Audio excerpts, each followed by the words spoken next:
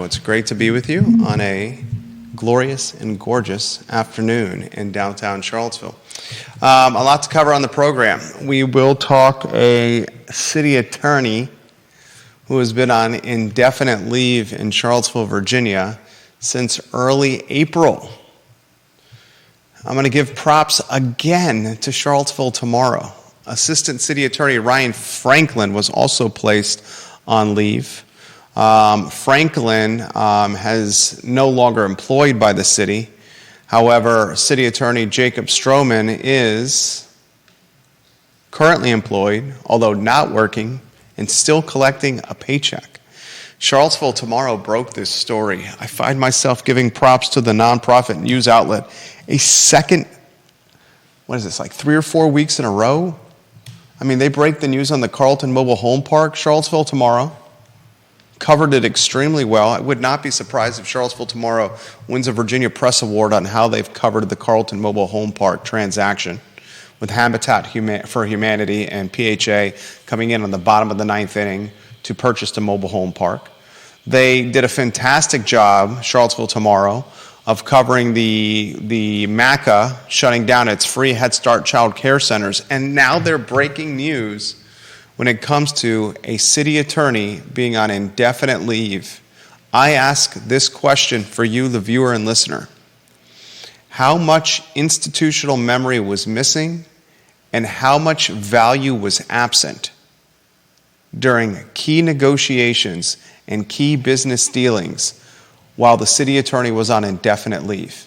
Specifically, Mark Brown, the Water Street parking garage, a sweetheart of a deal for the real estate mogul, Mark Brown. Without a city attorney in place, how much of an upper hand did Mark Brown and his high-dollar attorneys have in their Charlottesville parking wars and negotiations? That topic on today's show. Let us know if YouTube is live.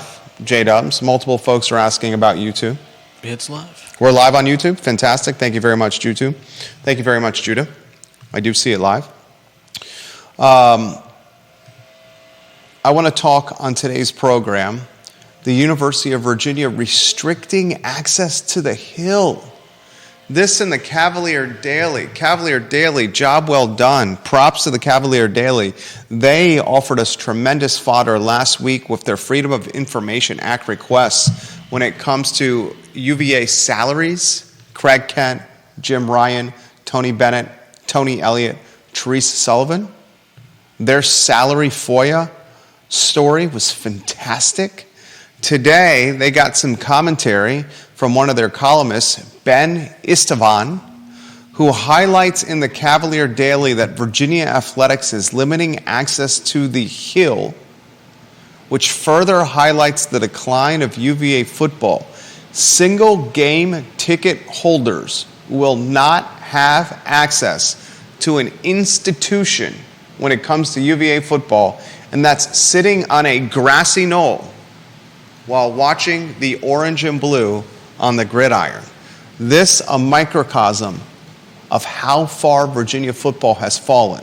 If you remember, the Hill was the access or gateway point for Virginia Tech Hokie fans when the Hokies visited Scott Stadium the last 2 outings. Virginia was clobbered by the Hokies the last 2 times Virginia Tech visited Scott Stadium. And at the end of those ball games, in particular at the end of a 38-point slobber knocker last year where Virginia Tech just humiliated the Wahoos, the Hill was the gateway for Virginia Tech fans to rush the field and celebrate on the 50-yard line, much to the disappointment of Wahoo Nation. Remember, last year, this led to the sprinkler operator turning the sprinklers on at the end of the Virginia Tech game to soak Hokie fans who were stomping on the Virginia logo at the 50-yard line, celebrating a 38-point win. We'll talk about that today. I also want to highlight on today's program, Punn rebranding a Thai restaurant at Dairy Market. John Blair passed along a headline that I think is absolutely fantastic. Minneapolis, a news outlet in Minneapolis, Minnesota, is doubling down on the newspaper business. I'm super excited for this. I hope this is something that catches fire with other news outlets. And also on the program, we'll talk about Joe Harris retiring, and we'll talk about the mail in the Commonwealth of Virginia improving slowly. Remember, we were dead last in efficiency when it came to the United States Post Office delivering mail to our mailboxes in the Commonwealth. Now, we are fourth to last. Out of 50 states, we are fourth to last. A lot to cover onto the program. A couple of items that did not make the headlines today. Charlottesville's middle school has a brand new mascot. That mascot is called the Young Knights. Mm-hmm. The Young Knights, the newly minted mascot of Charlottesville Middle School. Judah, we'll give some love to Pro Renata, our partners in Crozet, our partners in downtown Stanton, our partners in the Shenandoah Valley. Pro Renata, not only brewing great beer with a brand new brewmaster, not only family friendly, not only fantastic food, but they have music venues at their fingertips of varying sizes, and they're creating almost a farm system for musicians to cut their chops and show their talents. Pro Renata has become the Disney World of Crozet, downtown Stanton, and the Shenandoah Valley. John Shabe and his team at Pro Renata opening the books to former UVA football star Joe Reed as a partner in the business, and a guy who you will see on Sundays at the Crozet location as almost a front man for the National Football League and what is going to become one of the best sports bars, Crozet Pro Renata, in Central Virginia, period. Judah Wickower, the middle school, the Young Knights. What do you make of the nickname of the newly minted Charlottesville Middle School, the Young Knights? Second part of that question is, when does the moniker or the mascot of the upper school, the Black Knights, come under the microscope, or does it at all? Well, first question, it sounds by all accounts that the Young Knights is a generally liked change. I think they're obviously trying to tie the two schools together after Buford changed its name to Charlottesville Middle School. So it's more closely aligned with Charlottesville High School. Now they've got the Young Knights and the Black Knights. I think it's a great move. Yeah. I think it's a great move. I think it combines the brands. It does probably what they intended it to do, which is get kids in middle school feeling like they're a part of the overall Charlottesville school. 100%. And, I don't think they're going to make any change to the Black Knights. I could be wrong. But no, I agree. The Black Knights, in fact, a moniker not tied to the race or color of skin. In fact, the Black Knights, if memory serves correct, tied to the type of wardrobe or material the actual horseback riding knight was wearing. I thought your take was right on point. Getting the middle school that's recently been rebranded Charlottesville Middle School to feel a sense of pride and alliance and allegiance and alignment with the high school is great. Mm-hmm. Having the young men and young women in the middle school feel compelled to participate with after-school activities like sports because they will be young knights, I hope encourages engagement and participation.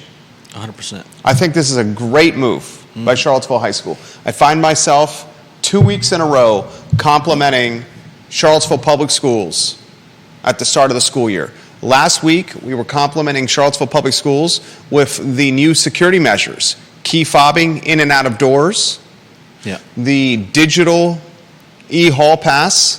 We worried if that digital e-hall pass would actually encourage students to have their phones on, and we speculated how that would be used when Youngkin's order, the 1st of January, of no cell phones on public schools, how that would play out. I read an article that seemed to suggest that the e-hall passes are connected to student Chromebooks. To which I have a question: do all students get a Chromebook when they're in school? I hope not. I don't know the answer to that, but then that leads me to the question: if your Chromebook is how you get the e-hall pass, does that mean you have to carry the Chromebook around with you when you get a hall pass? We do know that if you go to a sporting event at Charlottesville High School this fall that has an attendance that's more than 250 people, you will be walking through metal detectors. Yep. I asked the obvious question: if you're walking through metal detectors at sporting events that are more than 250 people, why would you not walk through metal detectors in and out of school that have thousands of people? We saved that topic for another day. The lead of today's show is how would you characterize the city attorney being on indefinite leave since early April? How would you characterize the assistant city attorney, what appears to be an encouraged pink slip or an encouraged quitting? How would you characterize a Charlottesville, Virginia municipality operating without a city attorney, Judah Wickower?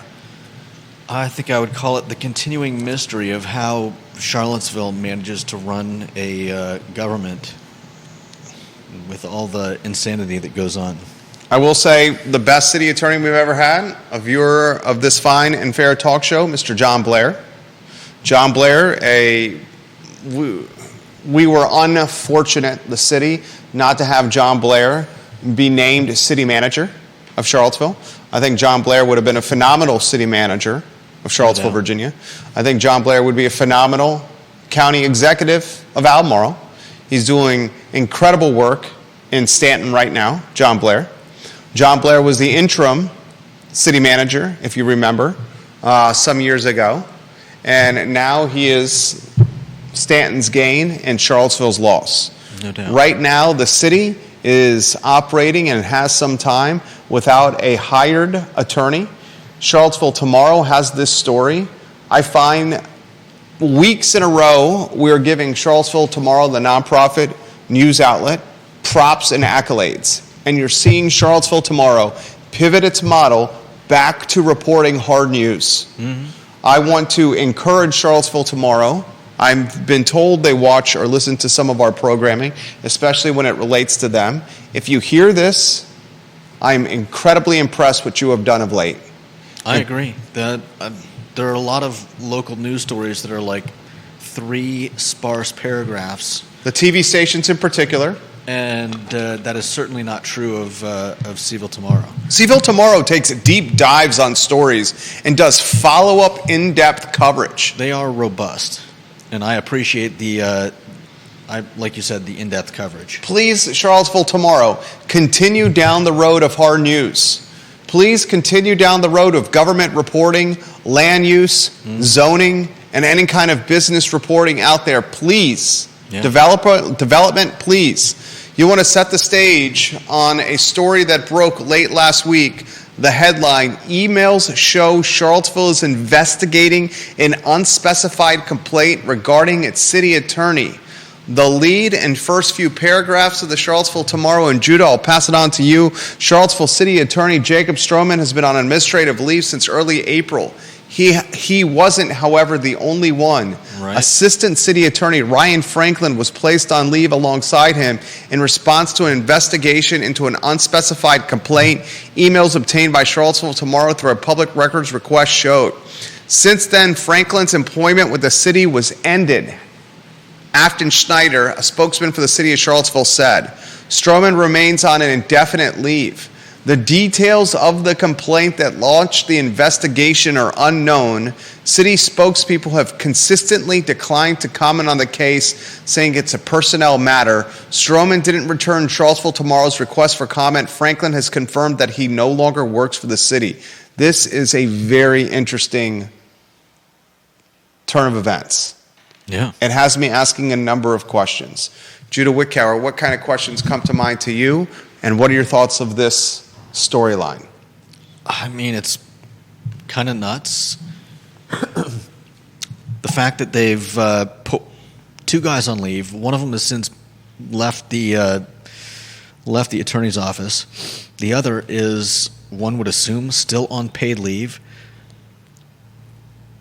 more than 6 months later. I wouldn't say 6 months later, early April. Okay. What are we talking about, 4 or 5 months there? Still a nice chunk of time. 60-day leave is the average, or usually what you would expect, and we've been more than 100 days now.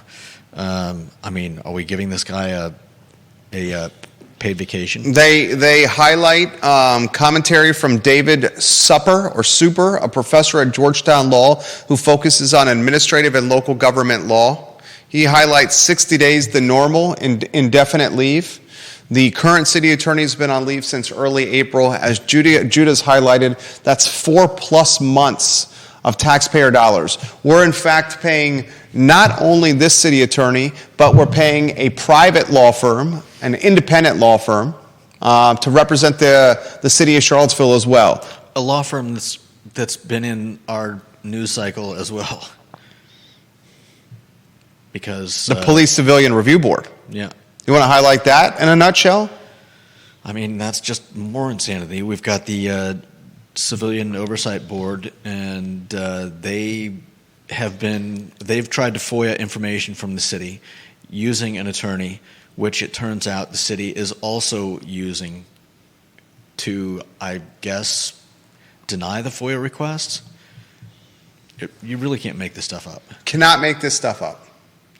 Deep Throat highlights not having a city attorney when negotiating with someone like Mark Brown, the parking czar of the city of Charlottesville, a man who has control of the Water Street parking garage and has the city of Charlottesville by the short and curlies, by the cojones. Mark Brown will be paid for decades because he understood the concept of assemblage, he understood the concept of condo law, and he understood the concept of doing a little of professional bullying to purchase control of a condo association on Water Street. Now the city does not have much it can do with the parking garage on Water Street that is paramount to the success of the downtown mall. The city probably should have built the parking garage where the Guadalajara and the Lucky 7 is on Market Street, which would have given it more options and would certainly have watered down the appraised value of the Water Street garage. By having an additional garage on the market available for parking, more options of parking devalues the parking that's out there. Basic supply and demand. We had Mark Brown negotiating a deal backed by $5.95, $6.95 an hour attorneys that are at his beck and call, where the city is negotiating the deal with the city attorney on indefinite leave. This is, as Sam Sanders wrote in an email to Charlottesville City Council, this is not good, but this too shall pass. Yeah. We as taxpayers, I believe, have a right to know what's going on. We as taxpayers, I believe, have a right to know what that first offer was on the mobile home park before the city offered a bridge loan to Habitat for Humanity and Piedmont Housing Alliance to purchase the mobile home park. And why I believe we have a right to know those things is it's because our dollars that are funding these efforts. It's not a good look. You have to ask this question. You have the city of Charlottesville that is under 50,000 in population, people-wise. You have Albemarle County that is what? 3 times that. Albemarle County population, 114,534 in 2022. So you're talking 2.5 times the size of the city of Charlottesville. Mm-hmm.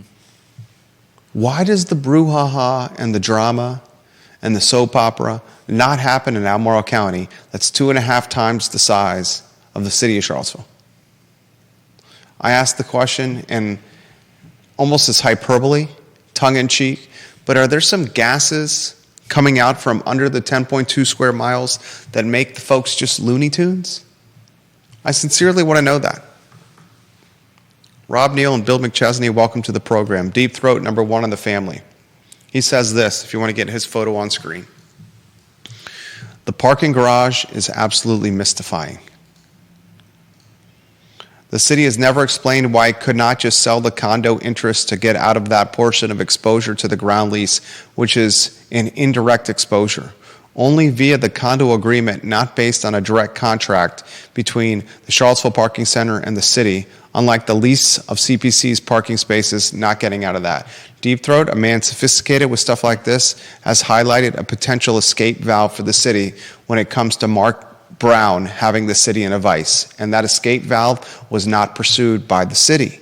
Mm-hmm. That's the point he's making. There may be a city attorney's job opening up. Who would want that job? I'm not going to go there. Who would want that job right now?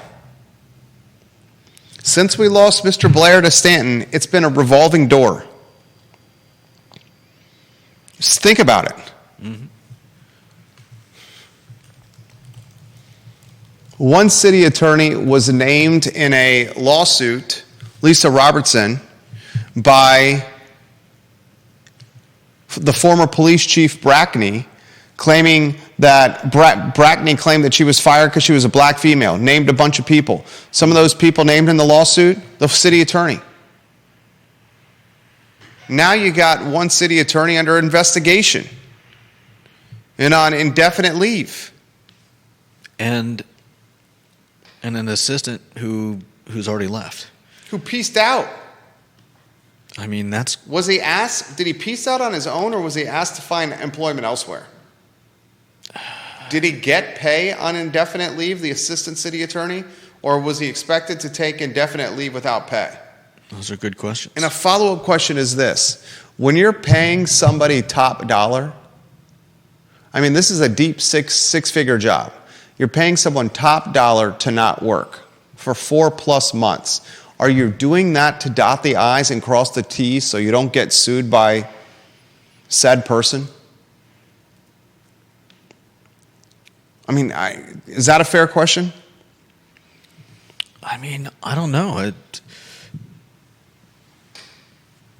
Bar's website, the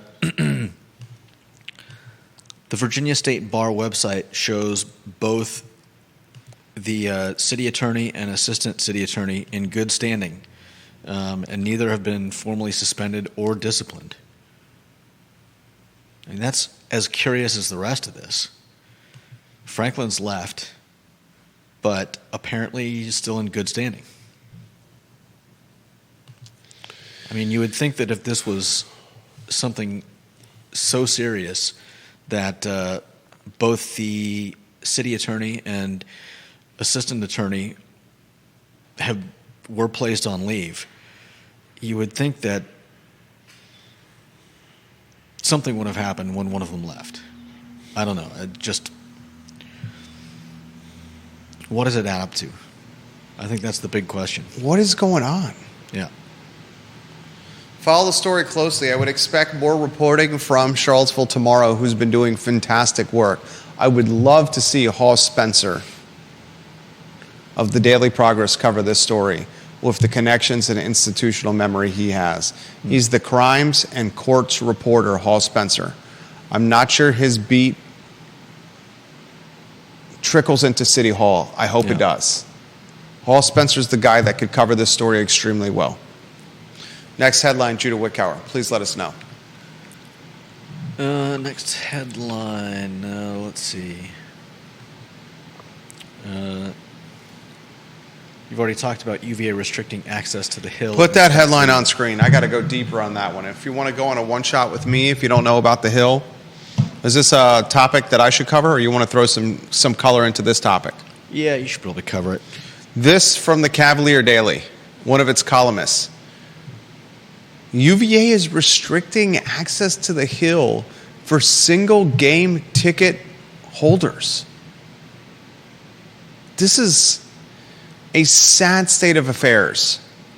The Hill is where UVA students watch the games.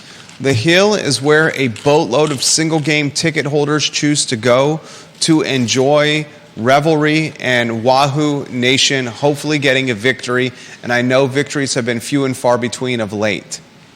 The reason UVA is restricting access to single-game ticket holders. One would assume, although it has not been identified. The Hill has been the gateway for opposing fan bases to storm the field when posting victory at Scott Stadium. We unfortunately saw this in horrible form the last game of last year when Virginia Tech, a 38-point hammering of UVA in Scott Stadium, the Hokie fan base, much of them rushed the field and celebrated all over the gridiron. This led to the sprinkler operator of Scott Stadium turning the sprinklers on and drenching the Hokie fans that were stomping and dancing and celebrating on the 50-yard line and beyond. Restricting access to the Hill for single-game ticket holders shows how far this proud program has fallen. In the 80s, 90s, and the early portion of the Al Groh era, Virginia routinely 7, 8, and 9-win seasons, routinely contending for bowl games, routinely posting victories in bowl games.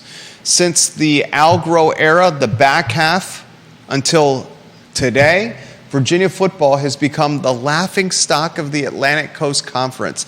In fact, the Who's picked to finish second to last in the preseason by media, Stanford in the cellar, UVA second to last. Tony Elliott, whether he wants to admit this or not, is on very shaky ground.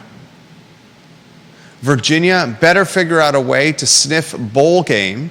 I think it has a chance to start the season 4-1, 5-0. Is that hopeful optimism? Probably so. But if they don't go 4-1, 3-2 at worst in the first 5 games to start the season, this is going to be a nightmarish campaign because the back half of the schedule is effing brutal. Brutal. The story today, single-game ticket holders cannot enjoy the Hill at Scott Stadium anymore. Things need to change. The atmosphere at Scott Stadium is an atmosphere of 60% capacity on a good day. Wins in the Atlantic Coast Conference are few and far between for this football program. If the team does not start producing results, you have to wonder if apathy is a best-case scenario for Virginia football. The next stage is revolt and mutiny of the program, and no one wants that. If you're tuning into the program, the Hill now restricted to single-game ticket holders. John Blair has this comment. You bring up the most of UVA moves regarding football. After the curb stomping, the sprinklers coming on, and the greater college football community actually applauded it, people laughed and thought it was funny. And what does UVA do? It has the groundskeeper tweet a mea culpa. There is a reason that the program isn't taken seriously regarding football. And here's a link to the groundskeeper saying, I'm sorry to the fans after he drenched the arch rival with water. I thought it was amazing. Virginia Tech fans are stomping the field after beating Virginia by 38 points, and the guy has the clever creativity to turn on the sprinklers to drench them. I think it's genius. Yeah. Carla Williams in the athletic department, not so fast, my friends. Not so fast, my friends. The next headline is one that was passed on to us by John Blair. This is one I would love to see gain traction. A Minneapolis paper is betting big on news is the headline. In a rare move for the embattled newspaper industry, the Star Tribune in Minneapolis is rebranding as the Minneapolis Star Tribune and expanding its coverage statewide. Under billionaire owner Glenn Taylor and CEO Steve Grove, the paper will hire reporters across Minnesota and boost its digital presence with a goal of tripling subscriptions over the next 5 years. The expansion includes new local beats and content sharing with hyper-local news outlets. It aims to capitalize on state pride and civic participation, running counter to the trend of newspapers reducing coverage and focusing on cost-cutting move. Glenn Taylor, a heavy hitter, ladies and gentlemen. I believe the owner of the Minnesota Timberwolves, Glenn Taylor. Let me confirm that. Yep, majority owner of the Minnesota Timberwolves and the Minnesota Lynx of the Women's National Basketball Association. In fact, Glenn Taylor currently involved in an active lawsuit with former baseball great Alex Rodriguez over purchasing majority control of the Timberwolves. Alex Rodriguez and his ownership group missed a payment window to purchase the Timberwolves, and now Glenn Taylor is clawing the Wolves back, in particular because they've gained significantly more value with the success of Anthony Edwards and a young Timberwolves roster going deep in the postseason. I'm a huge NBA fan. Randy O'Neill, thank you for watching the show. This is the story, though. The Minnesota top newspaper is doubling down on news and rebranding itself the Minnesota Star Tribune. I would love to see something like this from the Richmond Times-Dispatch. I was having this conversation with Deep Throat and DM Capacity. He made this point, and I completely agreed with him. How are we not surprised that someone has not tried to purchase the Daily Progress from Lee Enterprises? Just the Progress. You're one of these Sonia Smith types that is donating hundreds of millions of dollars over the course of a lifetime to political campaigns, funding the likes of Sally Hudson and Amy Laufer and Katrina Carlson and Akaya Walker, right? Mm-hmm. Wouldn't it be nice to also have a newspaper at your disposal? If you're her husband, Michael Bills, and you're a billionaire, purchasing the Daily Progress for a handful of millions of dollars is like you and I going to the Market Street Market next door and getting a bacon, egg, and cheese biscuit and a Snickers bar. And having a paper like the Daily Progress at your disposal, running content on the candidates that you're funding, would seem like fantastic political strategy to me. You could buy the Daily Progress, a distressed asset from Lee Enterprise that's about to crumble for pennies on the dollar. You could run the Daily Progress almost as a loss leader or as a clout builder for your candidates and your personal platforms. You can write off the losses while championing the candidates you want to see get to victory circle, victory lane. Are we going to be seeing more of that in the future? People buying up newspapers? I mean, is there a business model that works for newspapers now? Unless the business model is it's a mouthpiece to get my candidates in office where they will then owe me favors once they're in power. That's what I'm saying. Maybe that's the advertising revenue, and I use it in air quotes. Maybe the ad revenue isn't car dealerships and pizza parlors and pizza delivery and car washes and retail services. Maybe it's I'm going to lose money today to get candidates into office tomorrow so they owe me favors the following day. Maybe that's the return on investment. Yeah, could be. I mean, how much would the Daily Progress sell for? You got a subscription of under 5,000 people. Yeah. Pennies on the dollar. No doubt. You're buying something that's hemorrhaging, right? Yeah. Especially if you choose to run it as a one-off paper, as its own entity. The only thing that's keeping a lot of the Lee Enterprises papers up and running is they're selling an ad across all their newspapers, all their online outlets. So they have account executives going to a national or regional advertiser and saying, we'll put your call to action message on in Roanoke and Richmond and Waynesboro and Stanton and Lynchburg, across the board, one-stop shop. If you choose to buy the Daily Progress and siphon it from the parent company, you don't have those economies of scale. Right. So you're basically buying a dying model, running it by itself. Minneapolis, good for you guys. I hope more of that is a reality. Time will tell. Next headline, Judah Wickower. Mail. You set the stage for this one. I had no idea we were dead last. We've been moving pretty quickly up the rungs. Is moving from dead last in the Free Union to 46th in the Free Union moving quickly? I mean,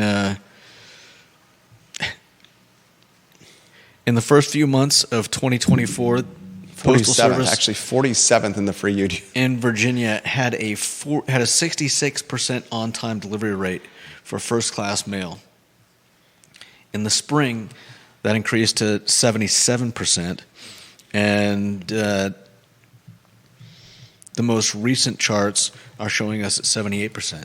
So we are getting better pretty quickly, but yeah, it may take a while before we start bypassing 10th, 5th, first place.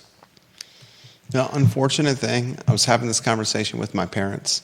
The unfortunate thing is who this impacts is it impacts the elderly and those on the financial margin the most. Yeah, people that are waiting for bills in the mail. For snail mail. That's who gets impacted by this the most. Yeah. Fourth to last in America for mail delivery and efficiency, the Commonwealth of Virginia.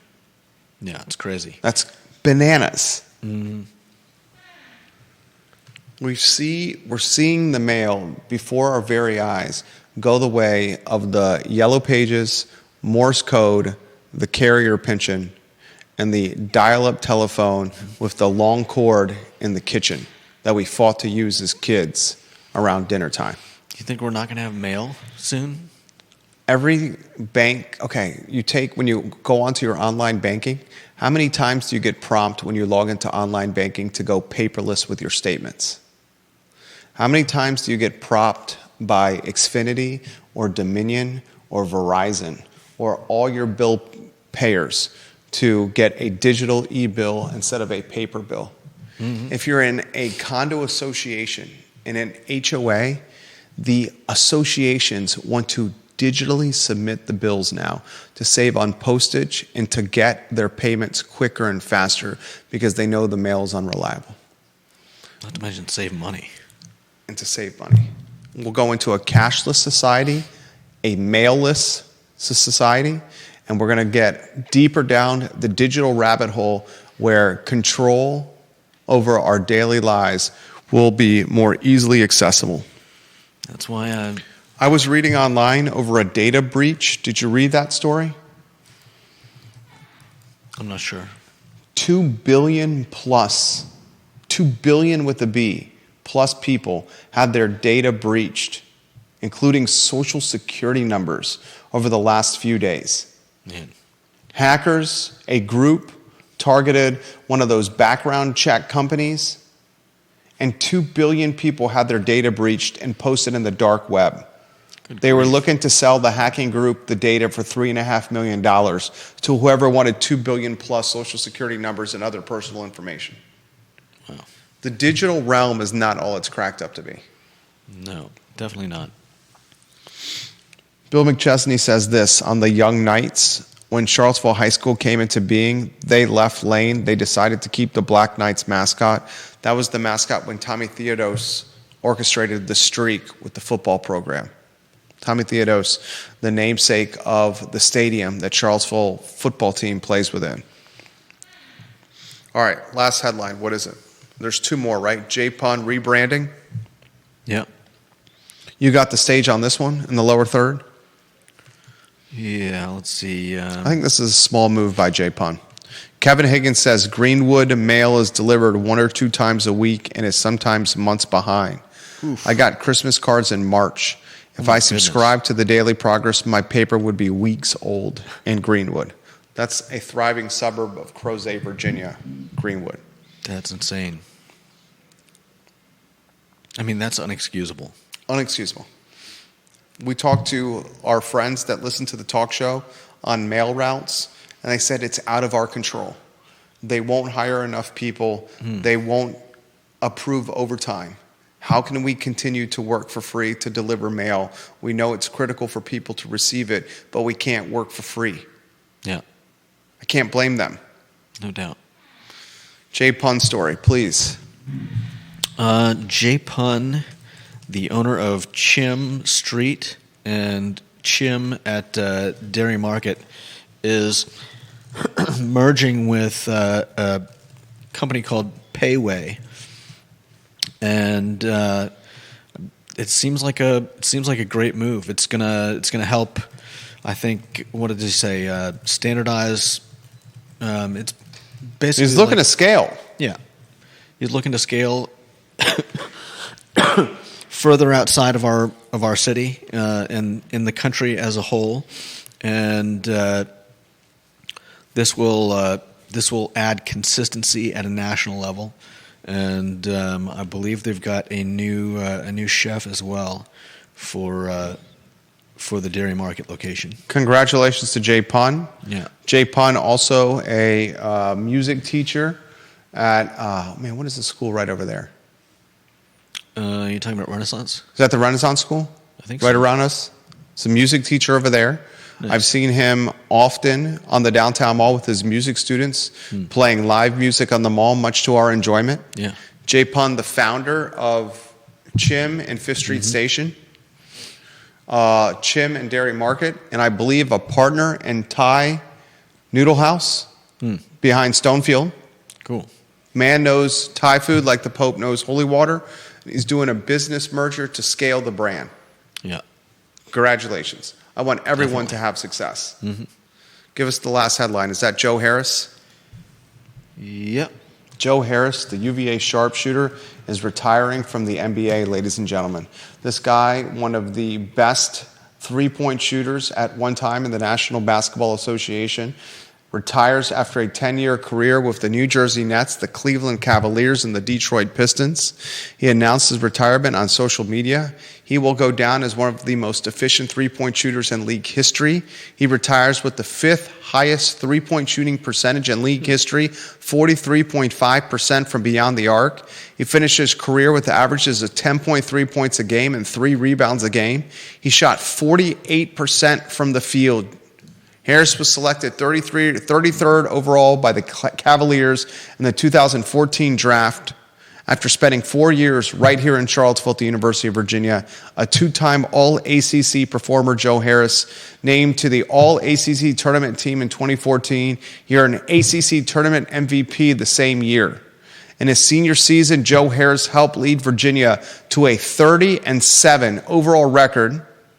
The Hoos were the ACC Conference champions and made it to the Sweet 16 before losing to Michigan State. Joe Harris, a critical component to many Brooklyn Nets teams. 10 years, a lot of money made, and a fantastic representative of the University of Virginia. Joe Harris, we commend and we salute you. Judah Wickower, any closing thoughts?